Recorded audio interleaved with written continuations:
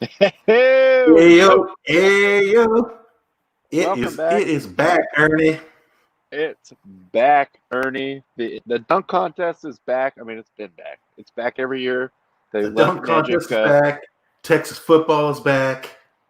The McRib is back. Everything is back. Actually, yeah, the Rick actually back. Not a sponsor, but I mean, it is back. No Right. commercials. You could be a sponsor if you want to. We will shill shamelessly. Yes, we've clearly shown we have no problem with that. Thank you Yeah. guys for joining us on a Wednesday, Christmas Eve. Uh, nice little day off for myself. Haven't had a chance to play golf in a little bit. Had a chance today, but it was very far away. I wish it wasn't so far. And then, just kind of dragged on forever. So barely got home before the show, but we're here to talk some, not a whole lot going on midweek. We do have a NFL game coming up on Friday afternoon, FAF, Mm-hmm. Friday afternoon football. NBA is back, which I love, even though, we all saw what happened last night. We'll get into that. Yeah, other than that, Is that your shirt with J.R. Smith's name on it? it sure is. Oh yeah. Let me just break it down for the fans real quick. So this was a Christmas gift from Eagle superfan Amanda, friend of the program. Nice. And best part about this shirt has the entire, and I mean the entire roster of the Lakers, including, I believe, All we can just see is your butt. That's all we're getting a view of. right there, right there. But no, the entire roster, even the guys that never played, just dudes that maybe played like one game, two games, but it doesn't matter because J.R. Smith is on this shirt. So Yeah, that's it. That's all that matters. I will hold it near and dear to my heart, the pipe god, J.R. Smith. But thank you guys for joining us. I don't know, it's kind of up in the air based on kind of ran into this at the golf course today too, as far as like, are people off today? Are they off tomorrow? I know I have to work tomorrow, at least a little bit, but just kind of sort of a free for all until after Christmas. I mean, pretty much no one works on Christmas Day. Right. So just sort of a weird time. We are still sort of up in the air. I believe we will have a little show for you guys, at least on Friday, Christmas Day. Well, I mean, nobody works except me and Tyler on Christmas Day. Right. For That's you, it. bringing you That's this right. quality content. But thank you guys for joining us. As always, Tyler, how are you doing on this Wednesday evening? Not doing too bad. Just enjoying that basketball is back. That's been nice. Kind of keep an eye on my Kings. Actually, are leading right now, and it's shocker. They always get killed by Denver. But as you pointed out in the pregame show, a lot of people are going to get killed by Denver this year. I think a lot of people are going to get killed by Denver this year. But no, all in all, doing good, man. Just gearing up for the holidays. Got the shopping all done in the last couple of days, so that's good. Maybe we'll have a show Friday. As of right now, we're having a show with a slight chance of a no. We're kind of still working things out, but all in all, man, doing good. Looking forward to just a shortened week with a lot of sports in the weekend. How are you doing today, Ronnie? Doing well. Always nice to get out golfing. I was going, pretty hard there when our bank rent was shut down, and then it started to have the opposite effect. First couple of days, I was like, actually, I feel like this is improving my golf game. But by day three and a half in a row, I was like, all right, golf is such a mental. I was like, all right, of a Got to head, recharge. Yep. I got to sit down. I got to just put them down for a while. So played Torrey Pines. Maybe like a week after that, it was okay. Just to go to Torrey Pines, it was very cheap.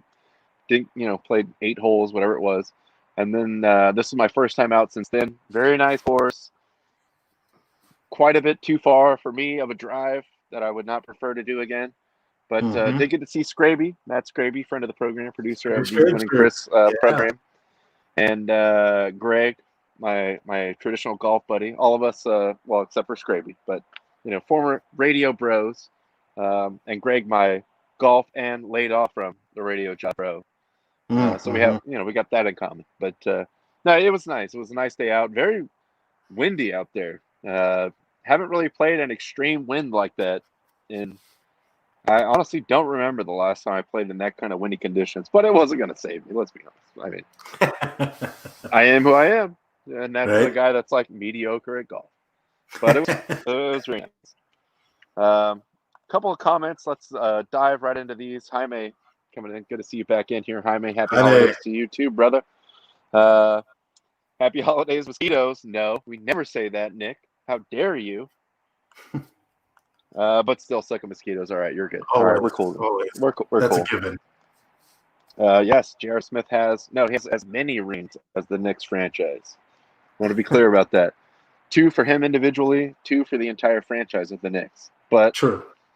this still is a special shirt for me, just by the inclusion of his name. The fact that he was on the team was already pretty ridiculous. But and when he would get in the games, when it was either way, win or lose. If J.R. Smith is in, it was only garbage time.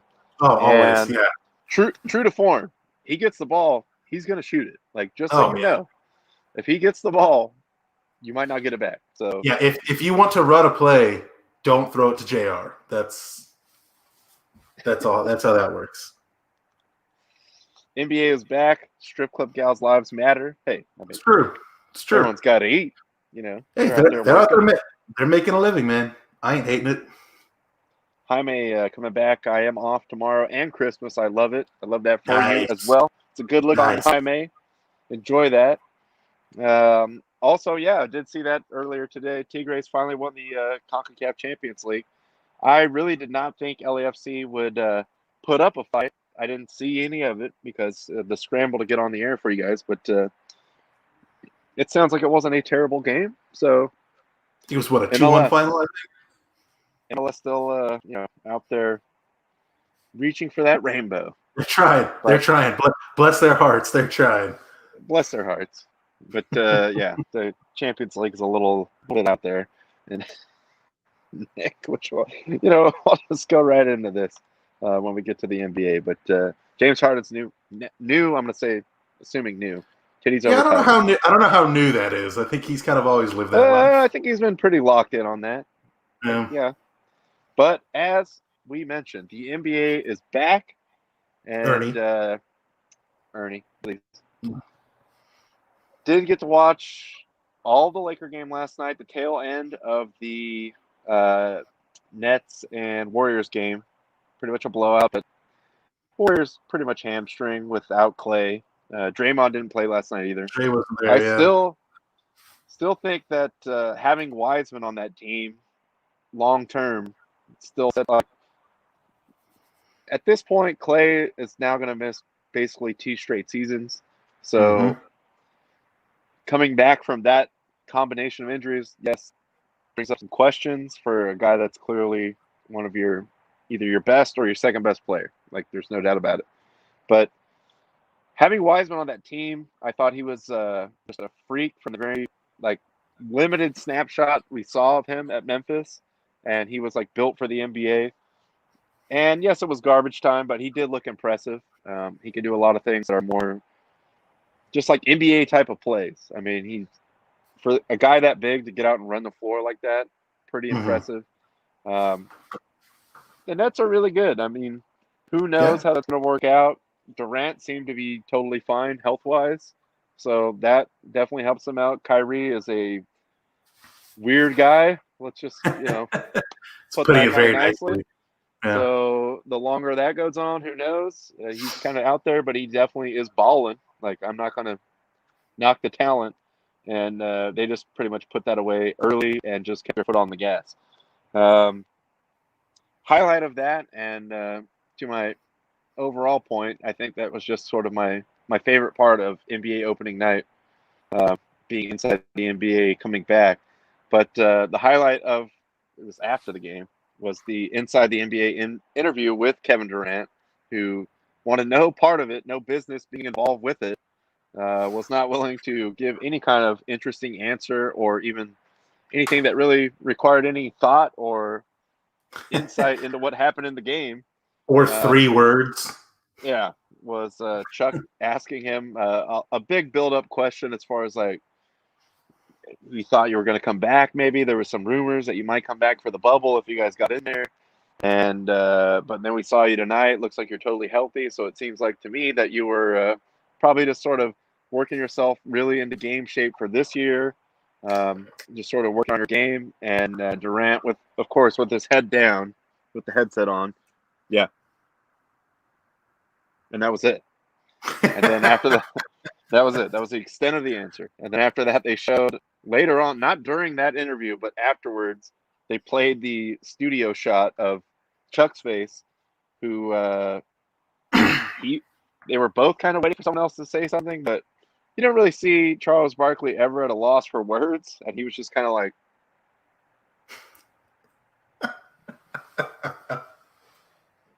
But the great thing about Inside the NBA is that they will never hesitate to make fun of anyone on that show at all. True words. I mean, it's the production staff, it's the other co-hosts. Like, definitely the best show on TV. Yes, I wanted to see the Lakers come out. Unfortunately, the Clippers are opening night champions yet again, so Always, they have that. Clippers, like, they're not bad. Paul George had a good game. In the second half, he was pretty much out of his mind. Couldn't really miss a shot. The Lakers did come back to make it interesting before halftime. I thought it was going to be pretty much wrapped up, but it is the Clippers, so they are prone to let's just say lapses of being good at basketball. Not early in the season though. That's kind of like late postseason. That's kind of when that comes into play. Early season, they're gonna wrap that up there. You can see right there the first half. All right, cool. Get to halftime. It's still sort of within reach. I mean, they were down by 2 at halftime. But I think what really got the Lakers back in that game, especially in the second quarter, is they did play some defense and stop letting the Clippers just like run up and down all over the court. But they still really did not shoot the ball well. And defense or not, I mean, the Clippers, like I said, they are a good team. And if you are not making shots, they are going to make shots. Paul George had a great second half. He scored like 25 points, something like that in the second half by himself. And like efficiently shooting wise too. It wasn't just like he was going hero ball trying to take over. And yeah, Lakers just they kind of looked like they weren't physically ready. I mean, it's been a short amount of time since they were still in that bubble. It just seemed like they never really had someone that looked like they were up for it for the full game physically wise. Even LeBron, I think he sat out like the last 4 minutes, and they were probably down by 12 to fluctuating between like 8 points. Like, it's probably out of reach, but still probably a time that you would see LeBron be on the court in a meaningful game. Right. But I think they were just kind of looking at it like, let's get a run out. It was the ring night, all that goes on with that. I thought the Lakers also did a pretty good job with the ring ceremony, considering there's no fans. Pretty cool. They had videos from all the friends and family of the players all the kids. Yeah, all the kids introducing everything. Yeah, that was really cool. They did a pretty good job with it, but I'm not reading too much into it. But like I said, my main takeaway from opening night was just how much I do love Inside the NBA. You had Shaq going off a bicycle ramp at some point with a bunch of bikes that he donated to like Boys and Girls Club, crashing miserably. Everyone making jokes about everyone else on the set. It's honestly the best professional sports league studio show. Like, it is the high watermark. TBS has kind of tried to copy that format with their baseball coverage, which is pretty good, but you can tell. Yeah, it's good, but it's not the same. You can tell they're just trying to get that same format. I mean, some of the time Ernie Johnson is still involved with that as well, host of Inside the NBA. But there is really nothing else, and it's a special place to be in too, as far as like being part of that Inside the NBA crew, because like I was telling Tyler before the game, after the first game, before the second game, before the ring ceremony, everything started, they were showing the Lakers in the layup line. They were showing the Clippers. As soon as LeBron comes on the screen, Charles says something like, "Man, look at that hairline." Like, any other league, any other sport, any other show, there would be some, like, stage director like, yeah, they are not attacking the star of the league in any But other. on that show, they were probably like, yeah. just go with it. Just go with it. Do whatever you want. Yeah, that show definitely is like I remember I would kind of pay attention to it back when I don't even want to say it's when they first started, but like a little bit into it. But I think it was just realizing how utterly ridiculous Charles is and like how willing he is to make himself look ridiculous. Like I always think back to when David Blaine did the stunt where he held his breath underwater for like 20 minutes, and then Chuck said he was going to do it and lasted like 28 seconds. Just yeah, some of the stuff they do on that show is just like it just is like bottled magic. Like it's just so entertaining and like you can't help but love everything they do. And you don't. I mean, it's just been such a weird. The season ended late and it started late, but because first of all, money for the players, which was the ultimate like, oh wait, we're gonna lose this much if we push it back to January, February, or whatever. Okay, but yeah. The TV money involved, all this stuff, all the money thing. Like I honestly think the way this is going, as far as the NBA is concerned, this is probably going to affect like 4 seasons schedule wise. Like as far as ending late, starting late, how many games they play. Like it will not be on the normal schedule probably until at least 2 seasons from now, I think. But yeah, inside the NBA is just kind of one of those like I never realized how much I miss it until it's gone, and then when it comes back, I'm like, yes, dude, this is the best show to watch for like studio analysis. It's a warm blanket. You put it away for a time of the year, but as soon as you pull it back out, it's the best. Yes, swaddle me in some inside the NBA.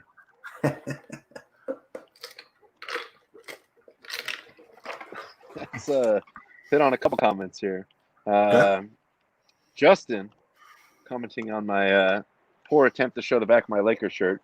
That was the Clippers' entire roster you just showed. Ass. Well, they looked pretty good last night, dude. They were both Laker fans, but they took care of business. But again, early season. Doesn't really matter.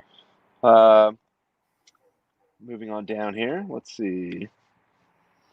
Worried that Clay may pop the Derrick Rose injury bug. I don't know if it's that severe, but it is getting a little more treacherous, I guess. I mean, back-to-back of these, that is, you don't like to see that. I mean, I'm by no means a Warriors fan. I do acknowledge that Clay is a great player. Maybe one of the all-time, better shooters we've ever seen in the NBA because of the way that, I mean, the volume of three-point shots that get put up now and percentage-wise and everything like that. But I'm not willing to put him in that category just yet, but it is, like I said, kind of troublesome, at least for the Warriors, where he's going to come back on that. And Justin, every Kevin Durant interview is like asking your woman where she wants to go for dinner. You know the answer. You just have to play the game regardless. I didn't really think about it until you were kind of talking about it on the show here, but I almost wonder if Kevin Durant's going to get like that player of the game, post-game interview more often than not, just because Kyrie won't talk to the media. Like, I almost wonder if they're just going to give it to Durant by default because, like, we got to interview somebody, and this fool's not going to talk. We need a big name. Yeah. Yeah, Kyrie is he's a weird guy, like I said, but he's definitely not going to be putting himself out there in front of the camera, volunteering any more extra of his time. So I guess that leaves it up to the other one of the big two, Durant, who's, as Justin just said right there, not exactly a blow your face off interview ever, but we'll see how he deals with that. I don't know. Yeah. I hope he doesn't totally slide into Kyrie's level of weird. I mean, probably no one's that weird, but I don't think so. Just getting on board with that, like, we don't have to talk to anyone. We don't have to do anything. Like, hopefully it doesn't totally ruin him in that way. Yeah.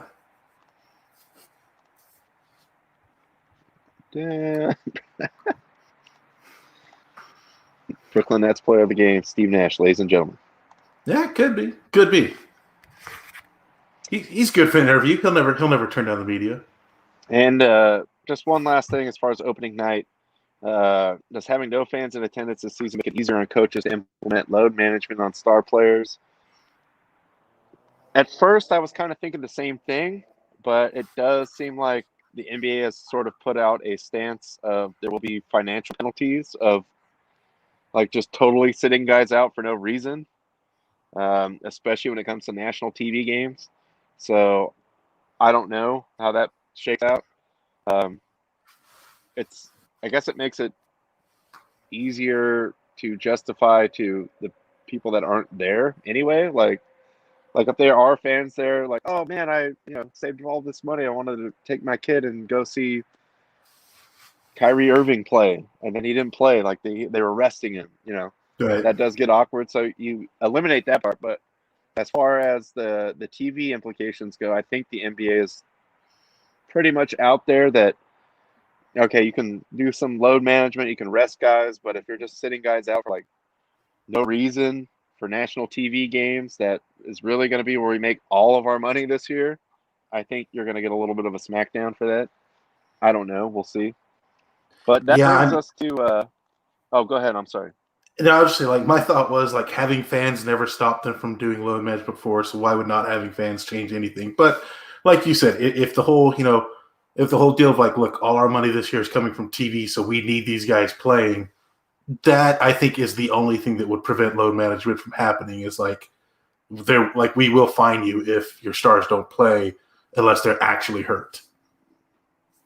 Yeah. And the other story that I really want to get into, which was super weird. I mean, I was getting bits of just sort of like nuggets of this throughout the day, and we've all kind of seen how it started with Husky James Harden. He wanted to be traded before the season. Then yesterday comes out he was getting in some kind of altercation where he threw the ball at someone in Rockets practice. Whatever. And then today he is fined because of a video that came out allegedly may or may not have been at a strip club, but definitely somewhere he wasn't wearing a mask around a big group of people. Looked certainly like it was some kind of bar at least, which is in the COVID guidelines for the league.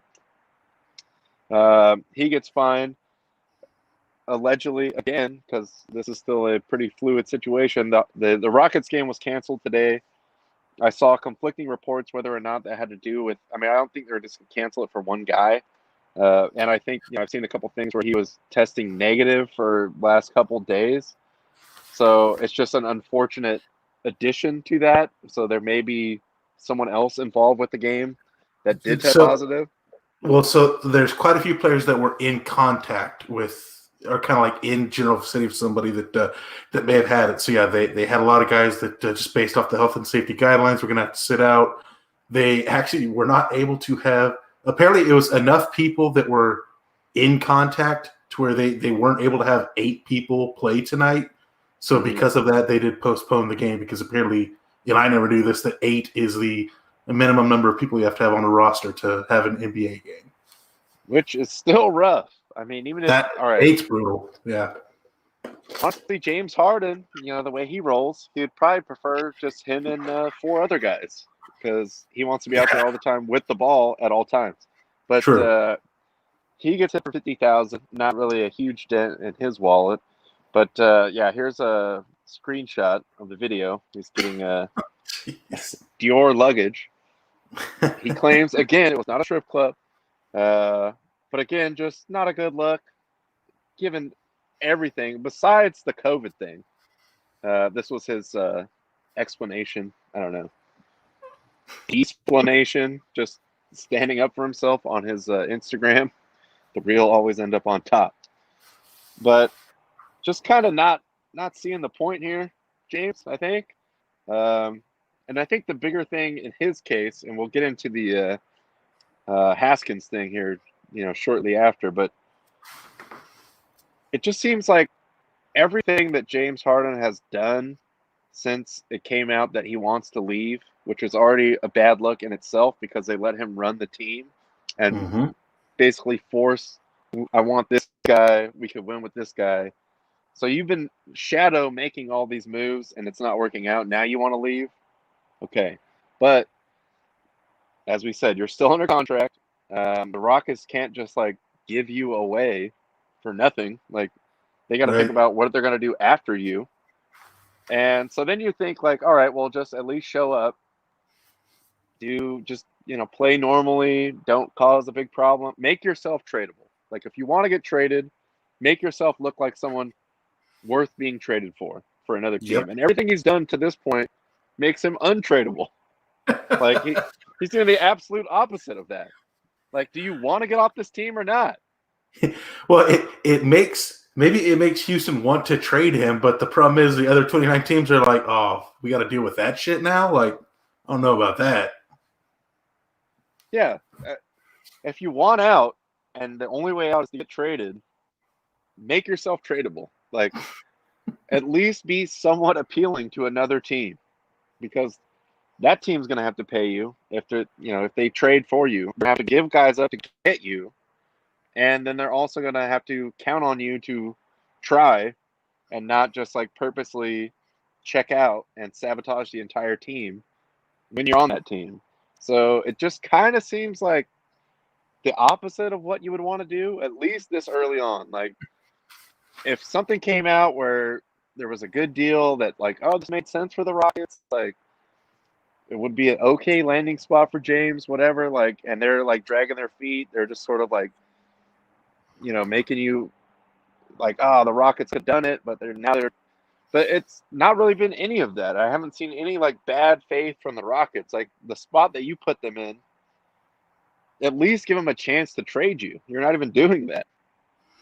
Yeah, it is funny. It's like in all the teams that he's saying that he like wants to, or all the teams he's reportedly saying he wants to be traded to, it's like they are all teams that are like one missing piece from being real contenders, but that piece isn't a dude that's going to do what he wants and shoot 60 times a game.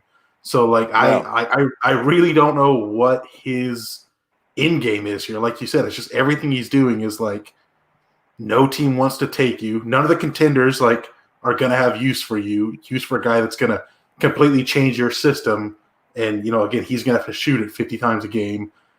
Like, I mean, you can maybe trade him to a really low-level team, but he's probably not going to want that because he seems like he wants a ring. I don't know. It's Harden's just it's a masterclass in like this is what you don't do if you want not to do. Yeah. All right, we got to get other comments on this because we got some heaters coming in. Not well, whatever. I don't care. But first of all, see, Big Three has a card up there. Look, I don't even know if Ice Cube wants those kind of problems right now. Let's be honest. Or and then Justin piling on that Big 300. Big 300. James Harden gets buckets. The shape Harden is in, he literally rolled up to the script club. True. In the script club. That Harden step back three is now a 3-point turn. Oh man. Oh god. Yeah, dude, James Harden. He's just scoring wise, one of the best scorers I've ever seen. Like sometimes. And yes, it's annoying to watch him play because a lot of it is getting fouled, just right. Not aesthetically pleasing, but there's a lot of times when you see him play, especially in the regular season, when, fouls are called regular season wise, like he's almost unstoppable to score. Like a rare few people I've seen that can score like that, where like this guy he can go get 40 points. Like he just show up and get 40 points. But whatever he is doing right now is not the way. Like, I don't know who his agent is, but like, just tell him, like, just chill out. Just don't do anything. Don't say anything. Don't do anything. We'll get you out of here. But pull up Justin's recent comment, please. Pull up Justin's most recent comment. James Kardashian's combined. Oh man. Get it together, James. Come on, man. Oh man. Like, if you want out, you got to show me you want out, and that this is not the way to get out. This is the way to. He's showing you he wants out. It's nobody wants him in now. He's getting out. He's getting out of the league right now. Like, he's not getting to another team. weird times for James. I hope he kind of reels it back in. But Yeah. speaking of bad decisions going to strip clubs, Dwayne Haskins, Cool. who now has lost his captaincy, $40,000. Apparently he's practicing, so I mean they don't really have any other quarterbacks left, so they're looking at having him play, I guess, this weekend for a football team. Football quarterback allegedly will play for a football team. But I think the most damning thing that I saw was a retweet of Tom Pelissero from Ryan Leaf, just kind of breaking it down. It's exactly what you think it is, utter ignorance. There's something about brain chemistry of an elite athlete that has everything and feels slighted and hurt. You have zero impulse control, and no one can tell me what I cannot do. And then this is the most damning thing. I swear it's like looking in a mirror. So if that is not the ultimate red flag, Dwayne Haskins people come get him. They still got time to get that back together. But you're not even at the transcendent kind of star level of a Harden where people will still deal with your bullshit. Like you are treacherously close to washing out here, and you haven't even really had like a sniff of the league yet. And everything going on with that team, just the absolute worst look to show up in a strip club, no mask. Yeah, not great. After no, not good. Yeah, I mean, especially obviously with Alex Smith dealing with more injuries now, it's like this is a case for you to like really show off, like, okay, like I am supposed to be here. Like this is my time. This is my team. The team voted me captain for a reason. And then this happens, and it's it's unfortunately a story that you see a lot with pro athletes. Just guys that have all the potential, all the talent in the world, and just living a life of luxury, living some sort of different life instead of I don't want to say you got to focus on football 24/7, but it's NFL. You kind of do got to focus on football 24/7. It's just it's a tough look. Look, take it from a Chargers fan. When Ryan Leaf is saying it's like looking in a mirror, that is a come to Jesus statement. That is the ultimate warning shot. Like, all right, it's put out there now. Like, what can you do to reel this back in? Like, you still have time. And even if, like, let's just say Haskins gets on the straight and narrow, figures it out, doesn't do any of the wrong things, like, odds are very likely he's not going to be that superstar kind of player that Harden is, where people will put up with your bullshit. But this is like really, like Tyler said, kind of come to Jesus moment. Like it's early on, you have time to pull it back, but just a huge misstep for him right now. That's just the worst look you could possibly have. Yeah, so hopefully he can get his stuff together. And yes, Poland Spring 1, we can see you. We can see your comments. I mean, yeah, like so. Hopefully he can. Hopefully he can get his stuff together, kind of get refocused up, and I mean, look, Washington's still got a playoff shot, man. Like that's the thing is they still control their own destiny. They don't need their quarterback. Causing creating headlines for the wrong reasons. Yeah, especially we were talking about it today.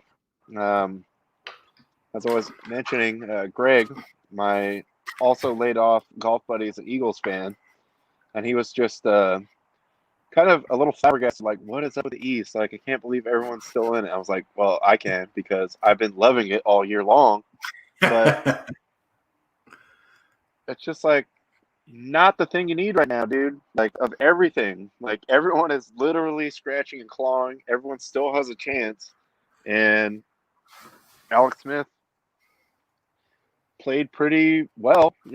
I still have my reservations as far as like, maybe he had to prove something to himself, to prove something to everyone else that he had to come back.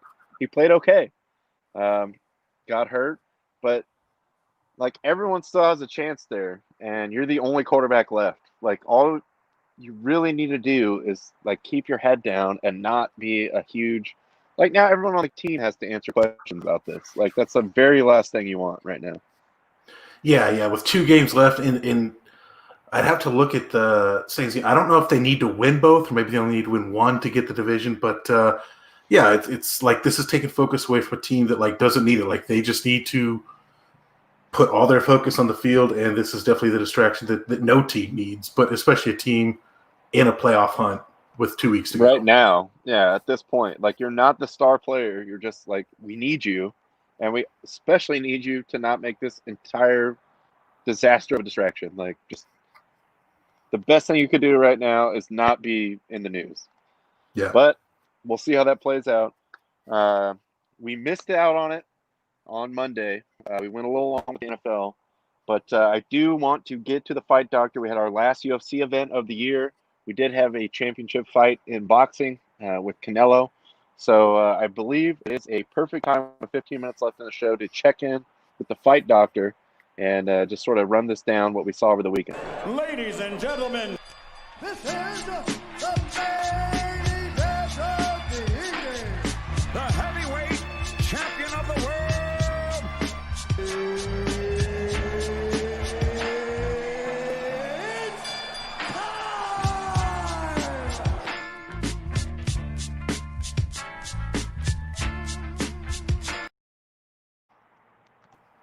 Ladies and gentlemen, Sorry, Hold on. Get that off. Fight Doctor's in the building. but now I just can't hear Bruce Buffer say it's time without thinking of the cameo video It's time! for Kaylee to move on. Bruce Buffer, you absolute legend. But Woo, with that yeah, grin. so The grin kills me. that $1 million smile. But yeah, so over the weekend we did have the final fight night of the year. Just got to give a massive shout out to the entire UFC. That was something like 28 straight weekends where they had a fight card going, especially at a time where like we had that and NASCAR and esports. That's like that was all we had. So massive shout out to iRacing. Excuse me. But yeah, so massive shout out to them. So they did have their final fight night of the year. Up and down, pretty good card, pretty entertaining. Kind of what I expected to look at the card was just like nothing real boring on there. The main event in a welterweight fight, we had Stephen Thompson get the decision win over Jeff Neal. It was it's kind of a weird way to describe it. Like Thompson absolutely outclassed him the whole time. I mean, using that karate, get in, get your hits, and get out style, constant movement, never just standing in front of the guy. But at the same time, it felt like he was always in danger because Jeff Neal just has those fast hands, those strong hands, can kind of knock you out at any moment. But Thompson just outclasses him, gets in, gets out, gets the decision win. So he's definitely keeping his name up there in the welterweight division. In the bantamweight division, we had Jose Aldo, a very impressive win over Marlon Chito Vera. I had doubts about Aldo on this one. He lost his last few fights. Jumped down to bantamweight, lost a couple fights there, but he looked real good against Vera. Lots of nasty leg kicks, as Aldo is wont to do. The entire third round, he just had Vera on the ground looking for subs. Just pure domination there. So big win for Jose Aldo. Definitely not anywhere near the title picture in the bantamweight, I hope, but top 10 area, still keeping his name out there. What else do we have? Got to give a mention to in the heavyweight division, Marcin Tybura taking care of America's sweetheart Greg Hardy.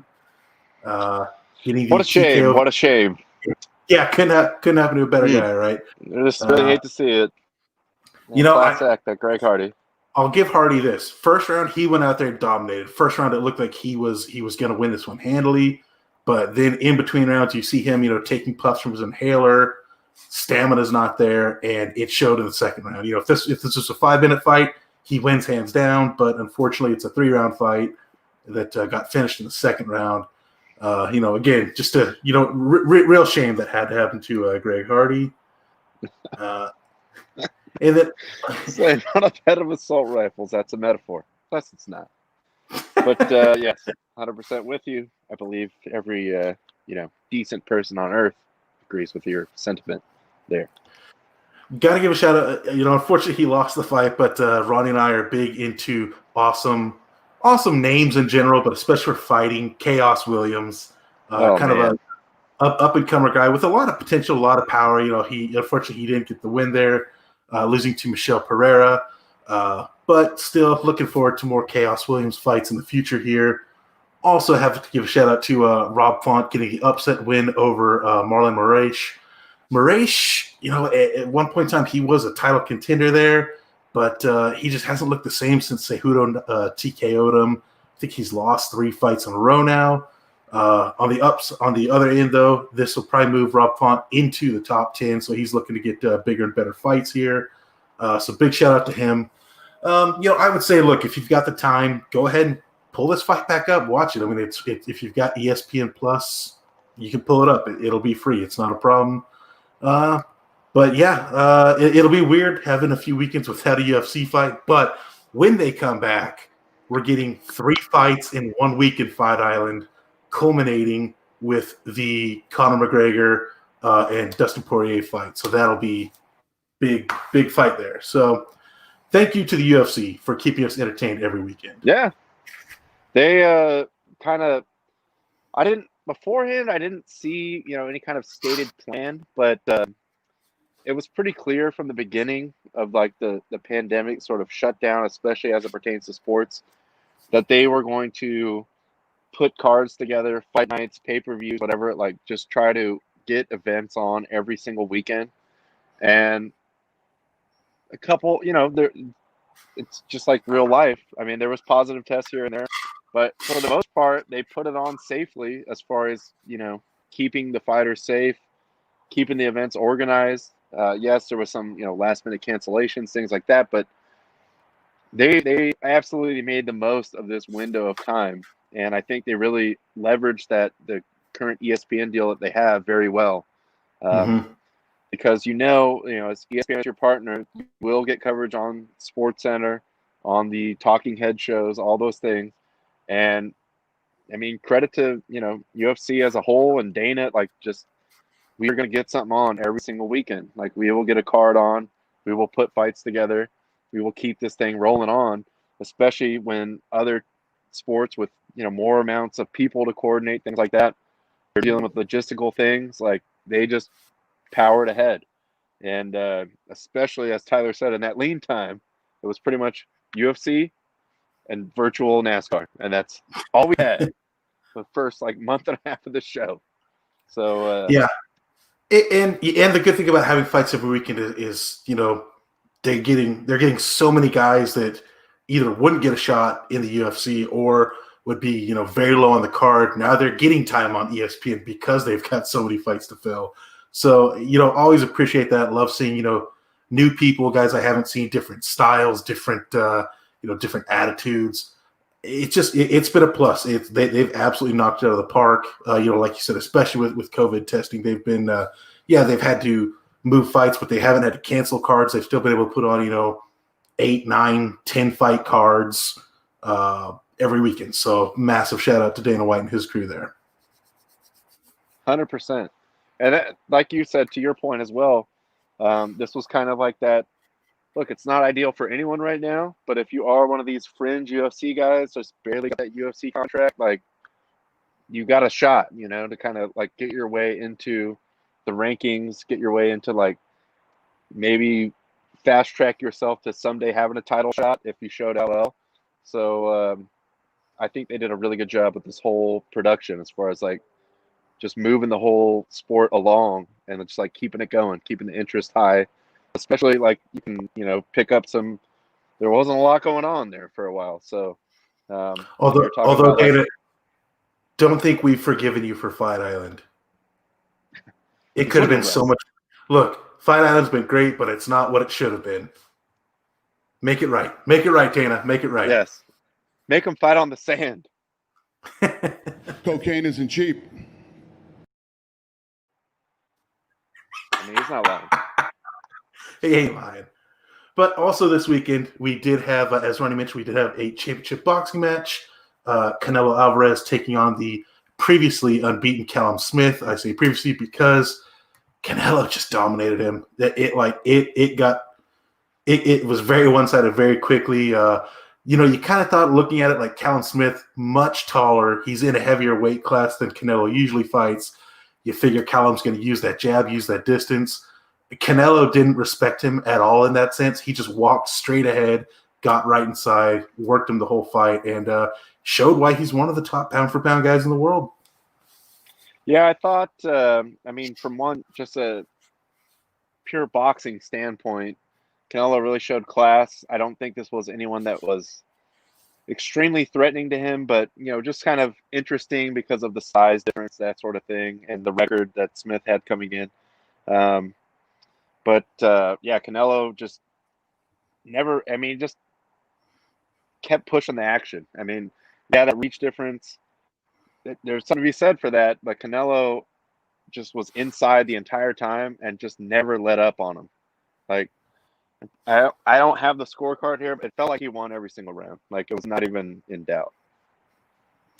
Yeah, there may have been like one round, maybe in the middle or late in the fight, that Smith won, but it was just from the get-go. It was very apparent. Like, yeah, Canelo had no concerns over Smith's jab. If Smith was even trying to use the jab to keep distance, he just walked right in, worked the body, throwing tons of shots, and now he wins 2 titles in another weight class. That was for the WBO and the WBC super middleweight title, I believe. Yes. So, yeah, big ups to Canelo again, proving why he is and will always be on the top pound-for-pound list as long as he's actively fighting.